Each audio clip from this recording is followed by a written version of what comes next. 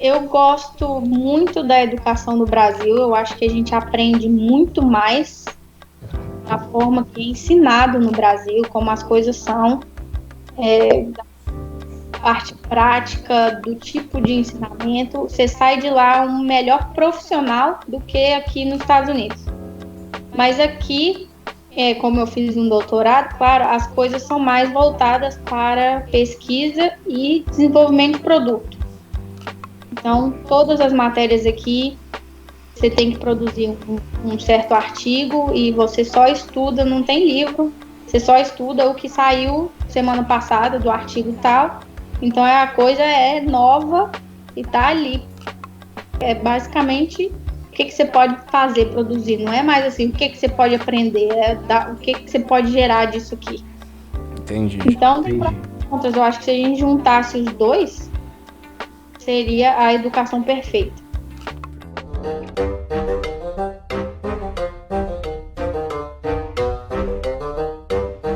Saudações curiosos, eu sou André Tavares. Meu nome é Alan de Mello. E bem-vindos a mais uma edição do Brightcast. Hoje, a mente brilhante que nos acompanha nessa conversa é ninguém mais, ninguém menos que Carolina Aguiar Ferreira. Carolina Aguiar Ferreira possui graduação em farmácia pela UFMG, mestrado em ciência e tecnologia das radiações minerais e materiais pelo Centro de Desenvolvimento da Tecnologia Nuclear, o CDTN, possui doutorado em engenharia biomédica pela University of Wisconsin-Madison, nos Estados Unidos, e atualmente está fazendo pós-doutorado na Harvard Medical School. Hoje nossa conversa ela vai passar pela... A gente vai tentar esclarecer como que faz para um pesquisador ter uma vida fora do Brasil, se as expectativas de crescimento, qual que é a diferença de trabalharmos tanto aqui dentro ou fora do país. Vamos ver como que essa conversa passa. Então, Carol, dá um oi pra gente. Oi, gente, muito obrigada pelo convite. Estou muito feliz de estar aqui e poder falar um pouquinho da minha história. Perfeito. Então... Bacana.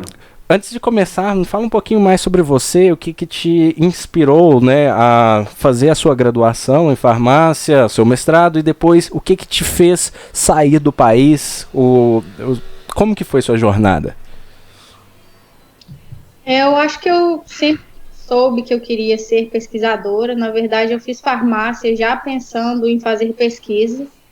Então, logo que eu entrei em farmácia, já fui atrás de um laboratório que mexesse com animal, era o que eu sempre quis fazer.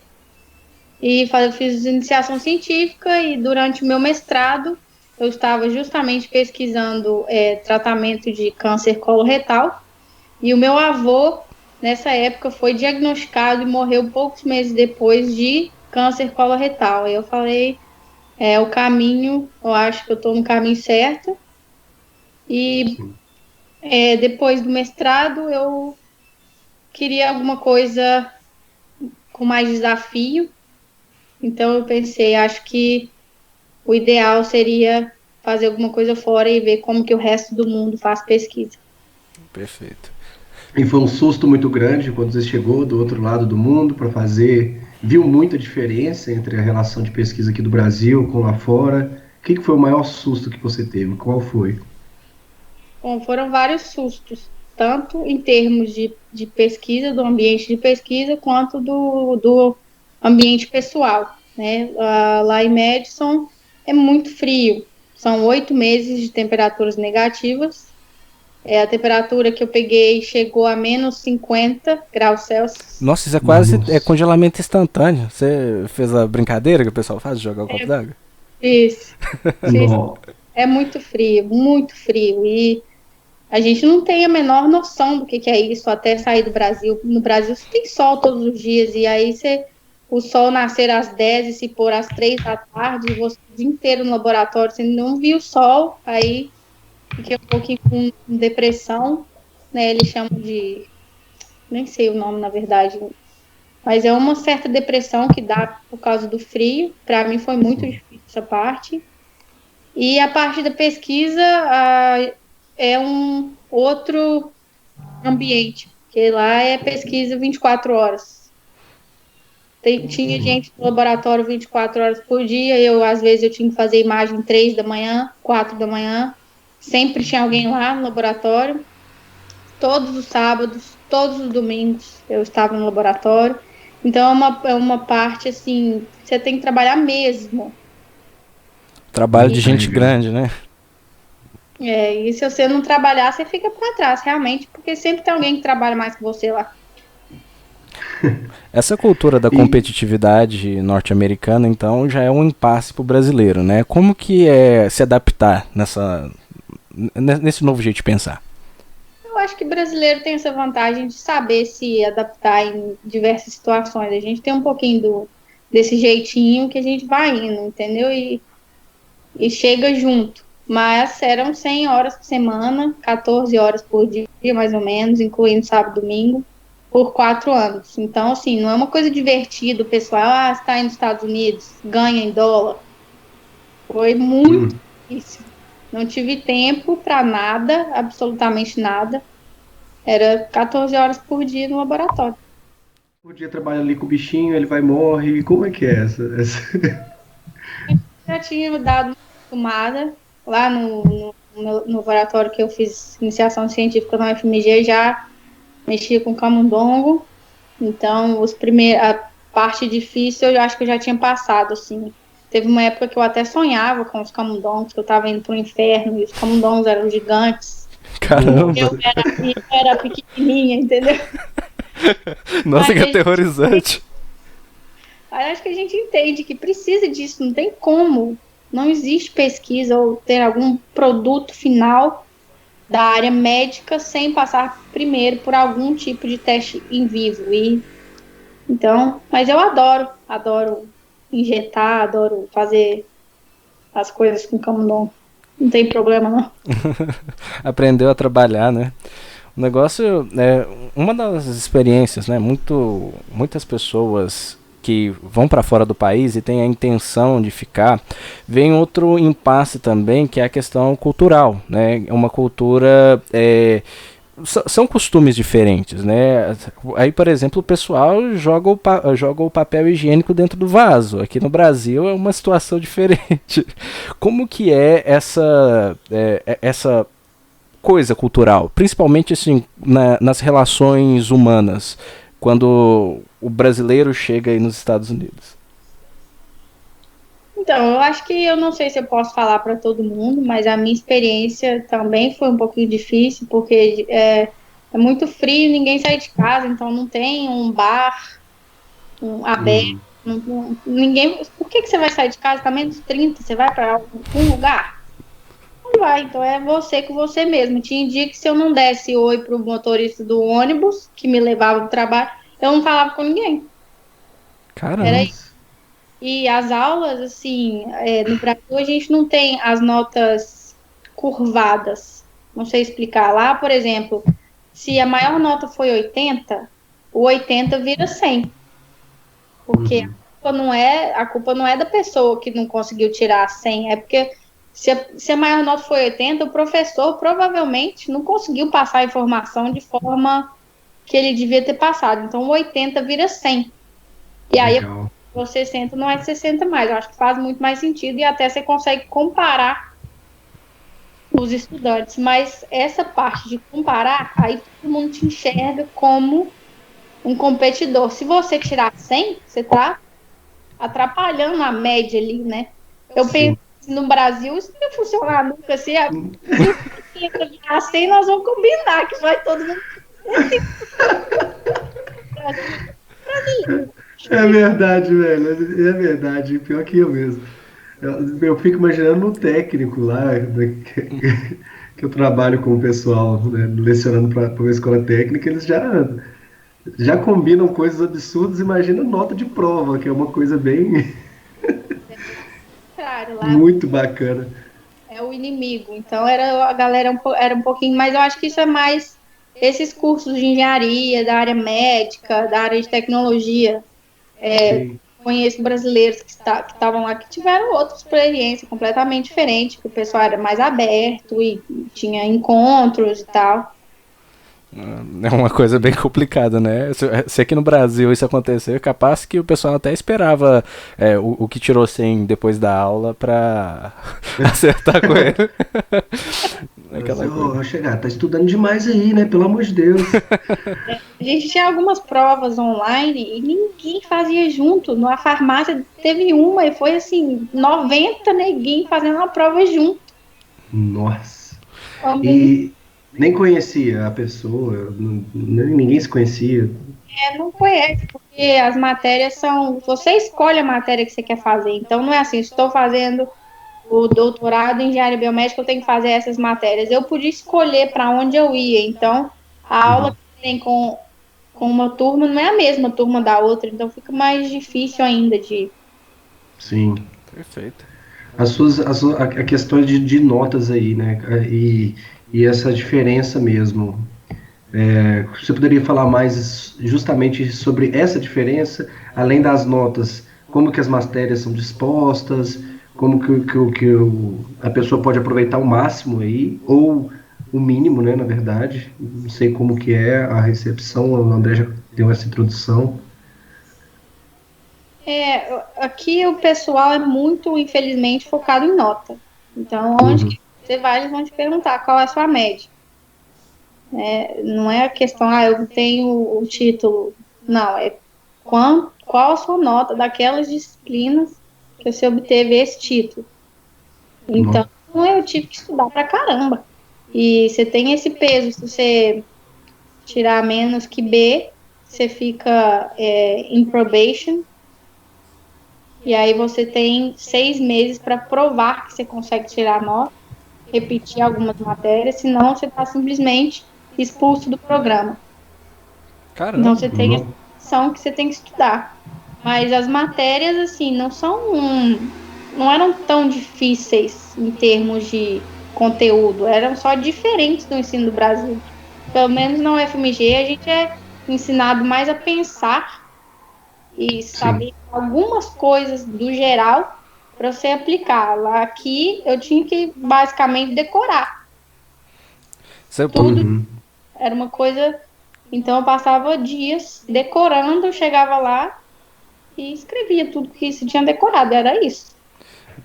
Como que você faz esse parêntese, né, da educação no Brasil e da educação nos Estados Unidos? Quais são os prós e os contras dessa situação toda?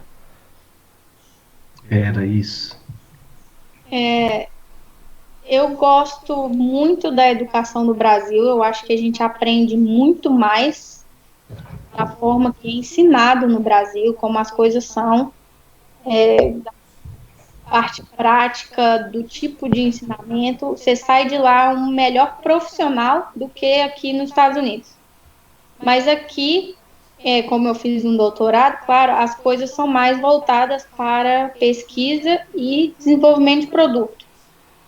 Então, todas as matérias aqui, você tem que produzir um certo artigo e você só estuda, não tem livro, você só estuda o que saiu semana passada do artigo tal. Então, a coisa é nova e tá ali. É rápido, igual a informação atualmente, né? Muito rápido para pesquisa e produto. Muito. É basicamente o que você pode fazer, produzir. Não é mais assim, o que você pode aprender, o que você pode gerar disso aqui. Entendi. Então, contas, eu acho que se a gente juntasse os dois, seria a educação perfeita. Perfeito. É legal, é verdade. O que falta mesmo aqui no Brasil. Você consegue ver assim isso? Como juntar os dois? Você acha que isso é possível? Isso está longe de acontecer? Eu acho que é o professor mesmo. O professor tem liberdade acredito, de ensinar de diversas formas e acrescentar conteúdo além daquilo que ele deve. Então, se o professor tiver uma experiência fora e for exposto a vários tipos de ensinamentos, ele pega um pouquinho de cada e dá a aula do jeito que ele achar que deve dar, mas para mudar um sistema todo, não faço a menor ideia. Aí a gente tem que ver com alguém que é bem especializado na pedagogia, né? Que aí acerta de baixo para cima. Outra coisa... Ideia revolucionária. Fala aí com a gente.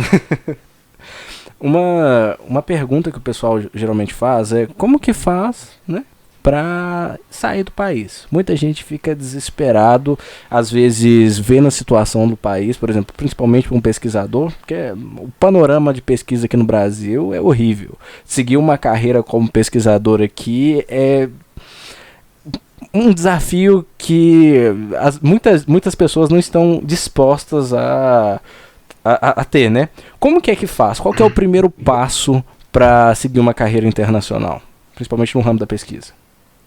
Essa é uma ótima pergunta. O primeiro passo é a gente parar de achar que o brasileiro é inferior ao resto do mundo e ter coragem, porque a gente está no mesmo patamar. Então é só você ter coragem de aplicar. É só aplicar. O aceite vem, aí depois você se vira aí, o dinheiro, a universidade tem muito dinheiro para dar para os estudantes, essa ajuda vai aparecer, é só você realmente ter coragem de aplicar. E aí a escolha do seu programa vai ser importantíssima, né? O que você quer do seu programa? Qual que é Tem muitos programas específicos para cada coisinha. Então, se você conseguir pesquisar essa área que eu gosto, esse laboratório é bacana, mandei direto o e-mail pro orientador, já na cara de pau mesmo. É uma coisa Muitos falam que essa que é a questão, né? Você mandar um e-mail direto para a pessoa, você consegue. As pessoas não são tão fechadas igual o pessoal imagina, né? Você consegue conversar. Foi tranquilo assim. Você vê outros exemplos aí perto de você que teve também essas mesmas experiências. Muita gente, a maioria das pessoas, até os americanos, é assim que é feito, né? Você junta aí seu currículo, as suas notinhas, porque eles gostam muito da sua nota, e aí você vai ter que inventar uma desculpa do porquê que você tirou C, né? No Brasil, C às vezes é muito bom, né? Mas o C para eles aqui, eu tinha um monte de C, que isso não significa que era ruim, mas aí você tem que ter esse jeitinho de explicar que as notas lá são diferentes e mandar para o pesquisador já direto falando, olha, eu gostei do seu laboratório por causa disso, quero aprender isso, e aí, tem vaga? É tentar. Eu mandei uns 12. Ô, Carol, tem as oportunidades nos Estados Unidos funcionam um pouco diferente aqui no Brasil, né? Aqui no Brasil a gente tem essa questão do processo seletivo, né? Tudo tem várias etapas. Fizeram até uma série no Netflix chamada 3%, né? Que fala dessa questão de ter necessidade do processo seletivo e etc, etc, etc. O cara deu até uma devagada legal. Eu assisti uma série uma vez no acho que é aquela sitcom dos Estados Unidos, e uma mulher, ela fala assim, liga pro Burger King e fala, Hey, Burger King, are you hiring? Tá contratando? Aí o pessoal, estamos. Então, vocês me contratam? Beleza, e é assim que funciona, basicamente. Esse é realmente o paralelo de chegar, mandar um e-mail pro orientador e desenvolver a conversa a partir dali? O processo aí ele funciona mais nessa área? Nesse sentido? Então, o orientador não consegue tomar uma decisão sozinho. É o departamento da universidade que toma essa decisão. Mas se você tiver um orientador que pode te receber no laboratório, aí a chance já é um pouquinho maior de você ser admitido. Mas depende muito da sua nota, né? Eles olharam minha nota de tudo, da faculdade, do mestrado, nota de inglês, claro. Tive que mandar uma carta dizendo sobre mim, meu currículo, e fazer uma outra prova que eles chamam de GRE, que é tipo de conhecimento de lógica e vocabulário, mais específico assim para a universidade. E aí, se você passar nos parâmetros do departamento daquela universidade, aí pode ser que você receba o sim, porque você já tem o contato do orientador. Perfeito. Mas se você tiver em dúvida de qual laboratório daquela universidade, mas você quer aquela universidade, você pode aplicar, mesmo assim, sem orientador. Chegando lá, eles te colocam numa rotação, você passa por uns 5 ou 6 e daí decide qual que você quer ficar. Perfeito. Legal. E essa questão do inglês, né, frisando, é muito importante, né? Ter o inglês afiado, né? Bem afiadinho. A gente aprende, né, na hora que tá lá, né, que precisa, mas você tem que passar pelo menos na prova, tirar uma nota, e aí cada universidade tem uma exigência mínima da nota que você tem que ter lá. Ah, tá. Então é de cada universidade, não tem aquele o 12, toda aquela A maioria 12? é TOEFL, a maioria é TOEFL, né, mas aí se você vai precisar de um 100 ou se você vai precisar de um 90, depende da universidade. Falando errado aqui, é Mas passar vergonha sozinho. 12 foi legal. 12. É, pois no geral, uma grande barreira que o brasileiro tem, né? Especialmente o idioma. Eu já ouvi também pessoas que falam que a maior barreira, inclusive, para morar em outro país é essa, né? Porque você tem essas referências culturais, às vezes você tem uma música que o pessoal começa a cantar no momento, todo mundo começa a cantar e o estrangeiro tá lá sobrando no meio do momento lá. Tipo assim, não, eu devia saber essa música também, devia estar sentindo alguma coisa, mas nada aconteceu. A socialização aí é fácil de conseguir ter amigos e entrar na cultura? Olha, eu queria ter notícias melhores para dar aqui nesse podcast, mas eu achei bem difícil. E eu não sou uma pessoa assim. No Brasil, eu tenho muitos amigos, eu acho muito fácil. Eu tinha coisa para fazer segunda, terça, quarta, qualquer dia da semana você tinha uma pessoa que você podia ligar e tinha um programa para fazer, né? Você não tinha que escolher o que eu vou fazer hoje. Aqui, primeiro que você não tem tempo, 14 horas no laboratório, você vai para onde? Não, essa parte muito não é língua, saber falar inglês ou não, não é a comida, não é o clima, é a parte social de você não ter aquele espaço para sua cabeça. Ou até mesmo o almoço. O almoço no Brasil é uma coisa incrível. Você sai do ambiente que você tá, você vai junto com as pessoas, você vai num restaurante. Gente, aqui era na frente do computador, um pedaço de pizza ou comer um Subway no ônibus, indo para aula. Todo mundo comendo, andando. Não existe assim, eu vou sentar. Que hora que vamos almoçar juntos e parar? 30 minutos? Sim. Nossa. Isso se o povo aqui almoçar tem 30 minutos, né? Eu tava, gente, no Brasil gasta 1 hora mais ou menos. O povo fica até assim. Tem gente que vai Caraca. pra casa almoçar, né? Tirar um cochilinho. Ué. Nossa senhora. Brasil é Muito bom, bom. gente. Brasil é bom demais, sério mesmo. Quanto mais tempo eu fico aqui, mais eu acho que o Brasil é incrível. Eu queria que a sociedade valorizasse pesquisa em primeiro lugar, né? Assim, depende da gente incentivar o governo a fazer alguma coisa. E aí eu acho que tem que mudar algumas leis. Aqui, se o pesquisador quiser, ele pode pedir dinheiro para qualquer empresa, ou para o governo, ou para empresas. E ele pode receber 20 ajudas financeiras de 20 organizações diferentes. No Brasil, por exemplo, você está dentro da universidade, você recebe você fica proibido de receber mais. É. Você não pode pegar dinheiro de fora. Não tem como, gente. Essa é a principal. Eu não acho que é a capacidade técnica das pessoas que faz a diferença. Não é. Brasileiro pesquisador é incrível. É din-din. Eu trabalhei um tempo no ramo lá das startups e uma coisa que diferencia muito os processos de inovação, né, dos Estados Unidos com o processo do Brasil é que assim, aqui no Brasil a gente tem uma boa ideia e o problema é que a gente tem que achar quem confia para dar o dinheiro. Nos Estados Unidos não, você tem uma boa ideia, mais 100 milhões de dólares, tudo funciona. É exatamente isso. É muito dinheiro, gente. Eu fiquei um tempo como a parte de administração, fazia as compras do laboratório.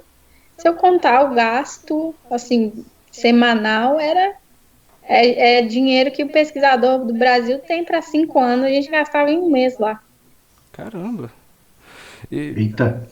e pesquisa é uma coisa. Então, assim, é isso, é dinheiro. Mas aí, quando tem uma defesa de doutorado, tem sempre gente da indústria assistindo. No Brasil, é só seus amigos, né? Se seus amigos forem, aqui tem muita gente de fora dessas empresas que vão lá assistir e investir na pessoa, pegar a ideia, alguma coisa assim, né? Não, bacana. Carol, vamos continuar falando de você. Como que foi essa questão de ganhar o prêmio de pesquisadora jovem? Você balançando a cabeça. Como que foi esse processo, né? Que foram processos, né? Foram etapas, não foi uma coisa, né? De um dia para o outro eu virei essa, essa pessoa referência. Eu vi hoje mesmo, eu falei assim, não, deixa eu ver de novo aqui a matéria, Estado de Minas e tudo mais. E aí, conta pra gente aí a sensação.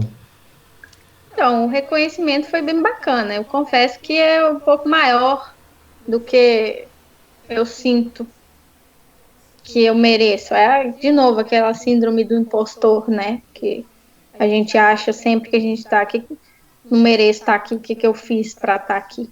Mas é um congresso aí, é o maior congresso de medicina nuclear do mundo.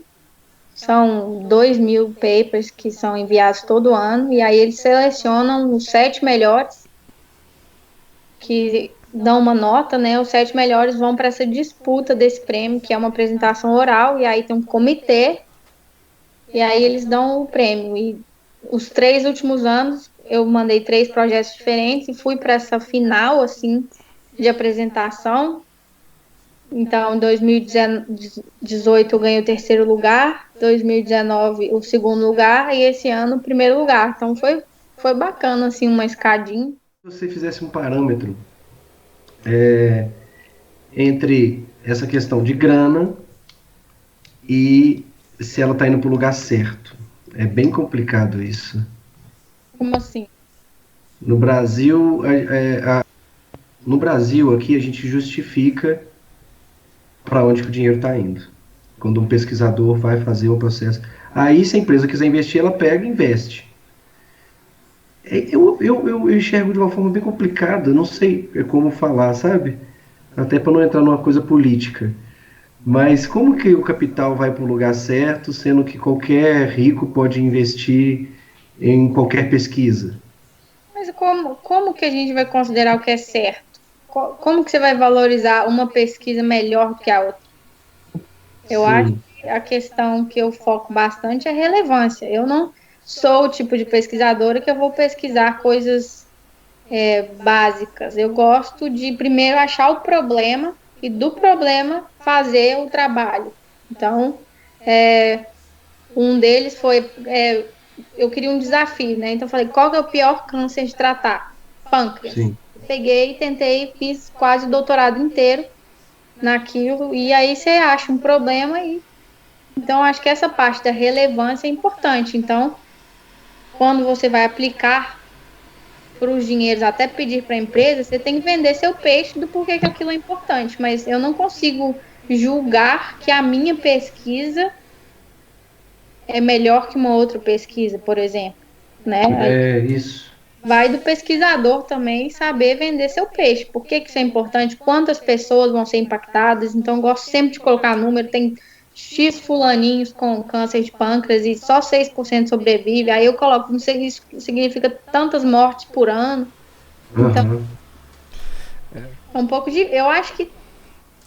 E aqui, o próprio pesquisador pode montar sua empresa. No Brasil, isso é proibido. O professor fazer isso. O Sim, professor de Harvard aqui, por exemplo, ele tem a empresa dele. Ele achou esse peptídeo que deu bacana, o que ele fez? Montou a empresa, arrumou investimento, sei lá, compra, montar a empresa, e aí a própria empresa está investindo dentro da universidade dele. No Brasil sim. é proibido. Exatamente. Tem que ter uma pessoa, né, que tem que ter um certo grau para poder pedir alguma coisa, né? Né? Eu sei que Aqui, pode, o pesquisador é proibido de ter uma empresa privada com o nome dele e pegar o dinheiro da própria empresa. Eu não sei, acho que aí já é outra. Aqui, você poder ganhar de outras fontes, você acaba que você precisa fazer uma pesquisa mais relevante. A pessoa que está fazendo lá por fazer, ela não vai ganhar o dinheiro. Tem sim, tanto para você investir, tanto lugar. No Brasil é que você não tem assim, o cara virou professor, ele não vai ser demitido nunca. Ele pode produzir um artigo a cada 10 anos. é. Aqui não, aqui o cargo de professor não é assim, você é professor enquanto você tem o dinheiro. Se naquele ano sua pesquisa deu errada, se não recebeu mais financiamento, você cai fora. Ó, Então, você é professor cortando cabeças. por 10 anos, num ano que deu ruim, vai embora. Mas geralmente Então, é também o por isso. currículo Então, você tem ajuda, que né? trabalhar. Você tem que Um trabalhar, panorama bem diferente, sim. contratar os estudantes que vão trabalhar. Se o cara não trabalhar, tchau, porque aí eu não vou produzir. É uma pressão aqui o tempo inteiro. Nossa. Então, basicamente, nos Estados Unidos é como se fosse um Shark Tank. Você tem um projeto legal, você conseguiu identificar o problema, e aí você vai para uma mesa de investidores e você defende isso aí. A defesa do projeto é uma defesa de investimento. Exatamente, é isso aí. Interessante. Nossa, aí sim, né? Se aqui no Brasil a gente tivesse uma diversificação de portfólio, que é uma coisa bastante interessante, né? Vem investimentos que a gente tem de pesquisa são os órgãos de fomento. FAPEMIG, CNPq, CAPES, né? E todas essas organizações, elas dependem do governo. Então, não tem como o dinheiro entrar de uma segunda forma. E se por acaso uma empresa necessita de uma pesquisa, vai financiar para onde? Vai para a conta da União e Deus sabe lá o que acontece com esse dinheiro. Nos Estados Unidos, a relevância do projeto realmente vai determinar a quantidade de recursos que vai ser captado. Isso é bastante interessante. Uma cultura dessa aqui no Brasil poderia talvez salvar várias sessões de pesquisa que a gente tem, poderia garantir a não morte, né, da pesquisa no Brasil, como está tendo esses cortes todo ano. Você consegue ver alguma solução para esse problema aqui no Brasil, sim, cortando essa parte da legislação, sabe?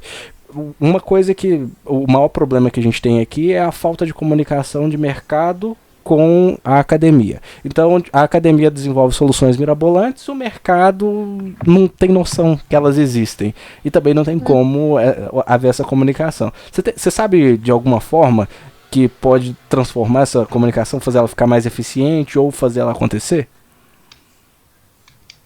Eu acho que essa pergunta é impossível de ser respondida se você não entrar na parte política ou legislação, porque depende disso. O cara é proibido dele ir lá e falar com a empresa, olha, eu tenho esse produto bacana, vamos tentar fazer um negócio junto. Ele não pode fazer isso. Às vezes tem que fazer uma sessão de direitos autorais para a universidade, para o governo e... Não, é uma complicação. Triste demais. E aí eu acho que também podia partir mais das empresas, porque o pesquisador eu acho que não tem muita voz no Brasil, né? Vamos combinar que essa parte dessa pandemia, esse movimento anti-ciência, a gente percebe qual o valor que tem um pesquisador.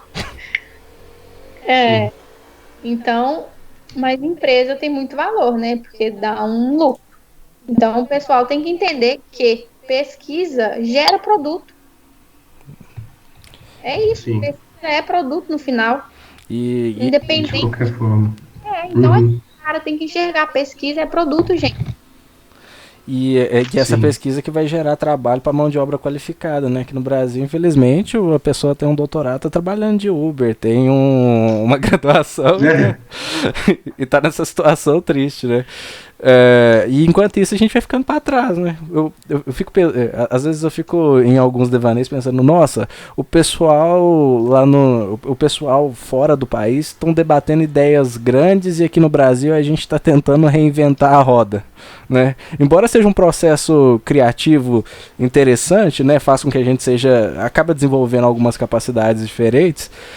Acaba que a gente entra naquela síndrome do impostor ou aquela síndrome do...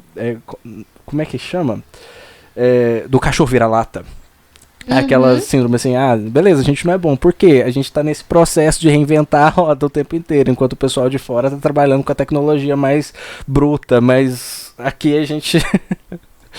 Mas não é culpa de quem tá lá dentro, né? Eles não têm o investimento porque capacidade técnica eles têm, ideia tem, mas não tem o investimento que está faltando. Agora, eu acho que isso dá para valorizar ainda mais o pesquisador no Brasil. Porque pesquisador no Brasil faz pesquisa por paixão, porque ele quer estar ali, porque de retorno nenhum ele tem financeiro. Não pode ter na forma da empresa, né? Não tem, praticamente não tem para onde ir, né? Então o cara faz pesquisa porque ele ama. Olha que coisa incrível, você tem um monte de gente que ama o que faz, que quer fazer mais, que pode fazer mais. E não ser valorizado. Às vezes essa mão de obra qualificada nunca fica aqui, né? Aí vai lá para fora, é reconhecido e na hora de voltar dá um desânimozinho, né? Eu ainda estou querendo descobrir um meio termo entre o Brasil e aqui, porque aqui eu acho que se eu ficar nesse ritmo de 100 horas por semana, eu não consigo manter isso, gente. É uma coisa impossível. Então eu queria achar um meio termo, Brasil, Estados Unidos. Então, vamos ver o que vai ser aí. Quem sabe na Europa não é um meio termo, né? Não sei. A saúde vai embora aí, né? Lá na Europa, eu fiz uma pesquisa, né? Eu tava, um tempo atrás eu fiquei pensando assim, nossa, eu vou empreender, vai ser uma coisa legal, o Brasil tem muita necessidade que dá pra trabalhar, tô pensando em mexer nesse mercado de dados, né? Aí de repente eu vejo o anúncio da reforma tributária do Brasil e eu falei assim, gente, olha que legal, os problemas que o Brasil tem não estão sendo resolvidos com uma reforma, deixa eu pensar numa coisa fora. Aí eu fui pesquisando a respeito de doutorados, né? Inclusive vi que doutorado na Holanda é um trabalho, é um emprego, então você está aplicando para uma vaga de emprego. O interessante é que lá está marcado a sua jornada de trabalho, né? Lá tem leis trabalhistas que funcionam, assim como que tem aqui no Brasil, né? Nos Estados Unidos as leis tem muita. Aqui tem, né? No papel tem. Ninguém respeita desse jeito, né? Lá estava marcando lá, 36 horas semanais de dedicação à pesquisa. Ou seja, 36 horas semanais de laboratório que a pessoa tem. Tô precisando ir para esse lugar aí. Talvez você já até achou seu meio termo, né? Acho que eu encontrei. Sim. Você está fazendo atualmente o pós-doutorado, né, Carol? Uhum. E você está até procurando novos ares e tudo mais. Mas você acha que, você está falando que não aguenta esse batente, mas você ainda gosta, ficaria aí mais quanto tempo? O que você vê como futuro? Só para ter uma projeção. Eu gosto muito de pesquisa. Eu adoraria fazer isso para o resto da vida, mas não nesse nível. Eu queria que aqui não valorizassem tanto publicação. Você tem uma pressa absurda de colocar um artigo. Às vezes você acaba até um pouco fazendo pesquisa do jeito errado. Você faz a pesquisa pensando qual gráfico que eu vou pôr nesse artigo, ao invés de falar qual solução que eu estou dando para esse problema. Isso. Então, eu tenho mais 2 anos aqui de pós-doutorado e depois vamos ver. Não sei. Meu sonho seria ser professora no Brasil e não sei. Vai ser sim, se Deus quiser. Principalmente com o nível que a gente está precisando de bons professores que inspiram alunos, né, que modificam a forma de pensar das pessoas. Você pode ter certeza que você tem um lugar bem guardado aqui. Eu sou bem esperançoso que a situação vai melhorar, porque senão a gente vai chegar num ponto onde a gente vai acabar regredindo, né? A gente tem emprego para, por exemplo, ter um contínuo emprego assim, para pessoa de trabalho, por exemplo, mão de obra, por exemplo, pedreiro assim, importante, entendo, mas assim, para serviço pesado, e a tecnologia que facilita isso e faz o trabalho ficar mais rápido, não tem ninguém para trabalhar com isso. A gente tem mão de obra qualificada, a gente só não tem o dinheiro para colocar as obras certas para trabalhar, né? Mas você pode ter certeza, você vai ter um lugar maravilhoso aqui, né? Pode ter certeza, o Uber você não vai trabalhar, não. O que é seu tá guardado, né? Famoso. Bom, e tem outra coisa, pela conversa que a gente teve aqui, você pode aproveitar, né, entrar às vezes na carreira de divulgar informação pelo YouTube, fazer conversas com pessoas, né? São carreiras também. Divulgar e passar a sua paixão pra frente. Acho que o que importa muito na vida da gente é o legado, né? O que a gente deixa pra trás. Isso eu acho que eu vou deixar pra vocês dois, hein? Nós não somos ninguém sem todas essas mentes brilhantes, né? Bom, somos só um veículo. Vocês que abrilhantam aí. Então, assim, a gente já está chegando no final do nosso broadcast, né? E hoje, assim, é de praxe, né? Todas as vezes que nós estamos terminando, o Alan faz uma pergunta extremamente difícil para o entrevistado. Essa pergunta difícil, ela tem, se for para responder de caráter técnico, você não vai ter muito problema, né? É fácil, mas nós queremos uma resposta sua mais do lado, assim, filosófico, né? Nós queremos que você passe a sua última mensagem também, que você tem para passar para o pessoal, para o brasileiro que está te ouvindo, através da sua resposta dessa pergunta. Então, não posso falar mais nada, né? Alan, mete bronca. Pergunta simples, Carol. A pergunta é, no seu ponto de vista, o que é energia? Oxi, baiana. Energia é vida. Energia é vida. É o que você recebe, é o que se dá. É tudo que você faz. E tudo que fazem pra você ou por você. Energia é vida. Perfeito. E como que você vê a diferença dessa energia entre Brasil e Estados Unidos? Brasil é cheio de energia. Brasileiro é sortudo, tem um sol que tá ali te enchendo de energia todos os dias e você nem dá bola para ele. Mas, e aqui é um pouquinho, eu diria que 10% da energia que a gente recebe no Brasil, eu recebo aqui. Então a gente tem chance de expandir. Olha o tamanho que a gente já é e o que a gente pode virar. Então, bora Brasil.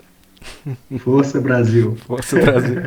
Então, Carol, isso aí, legal demais. Eu queria te agradecer muito por ter aceitado o nosso convite participando do Brightcast. Você pode ter inspirado muitas pessoas, né, que estão desesperadas em busca de uma saída para uma luz no fim desse túnel bem escuro que está a pesquisa aqui no Brasil. Eu acredito que você deve ter ajudado bastante o pessoal, assim como também você sanou muita dúvida pessoal que eu tinha, né, que eu tenho bastante vontade de ter essa experiência fora.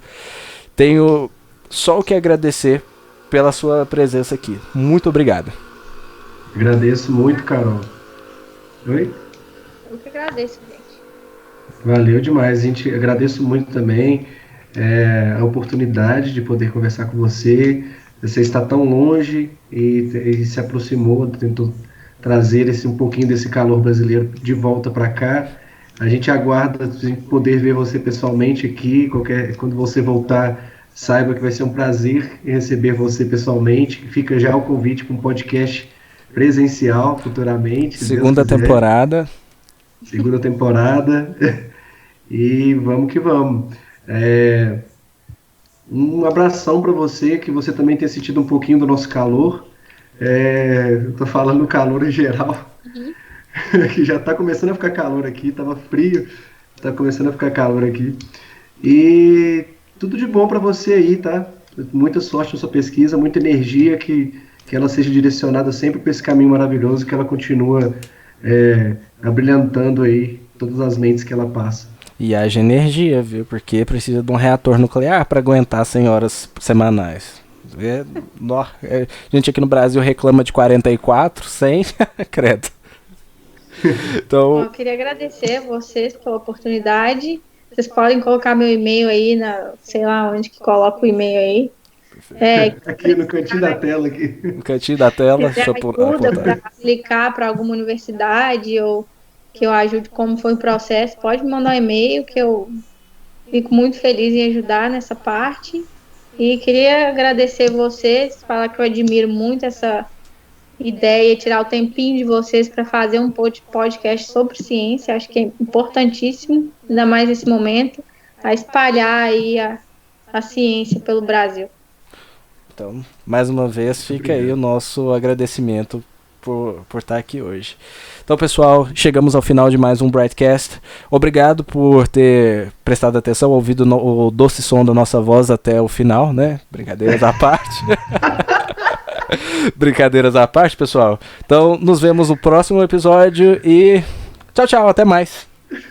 Até mais.